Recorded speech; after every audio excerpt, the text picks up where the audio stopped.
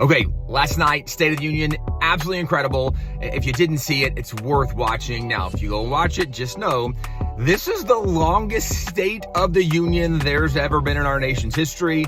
I mean, going back to George Washington, it really is interesting also how the State of the Union has changed over the years. George Washington, when he was serving his 2 terms as president, he gave oral addresses before Congress, but it was just Congress.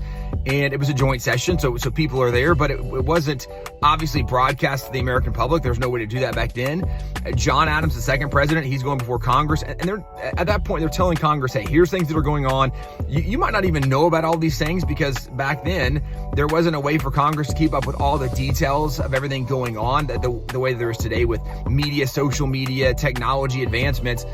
Well, when Thomas Jefferson becomes president, he actually changed the tradition of going before Congress and giving an oral address or an oral presentation. He actually wrote it down. Now, Jefferson, of course, incredible author, the guy that came up with the Declaration of Independence, brilliant writer, and that was his comfort zone. He didn't really feel comfortable going before Congress and giving this speech. Well, that was a tradition that started from Jefferson. Every single president from Jefferson forward was writing out the State of the Union until Woodrow Wilson. Woodrow Wilson's the guy who brought back, let's go before Congress, and I want to tell Congress what's going on. So he gave an oral address. But even then, the American people weren't hearing the State of the Union. It was something specifically for these government politicians, these leaders that were hearing what's going on.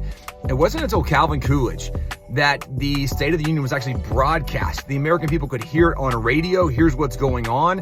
It wasn't until Harry Truman that it was televised and you could see the president giving the State of the Union. What we do or fail to do at home affects not only ourselves, but millions throughout the world.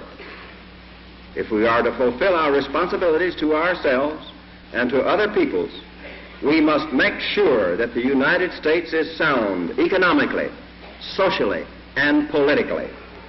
Let us have the will and the patience to do this job together.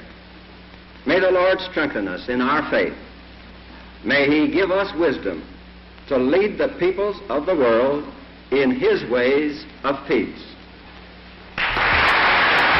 And so that then started the change of presidents being able to use the State of the Union actually as even an appeal to the American people in a visible way where they could see and hear from presidents. And President Trump did a pretty brilliant job of making some appeals. In fact, some really cool moments, special things where he was honoring people and recognizing people and actually policies putting in place because of some of the tragedies in people's life. So many neat moments. So if you haven't seen the State of the Union, go watch it. But just know this is the longest one in the history of our nation. So maybe get a drink and snack as you watch it.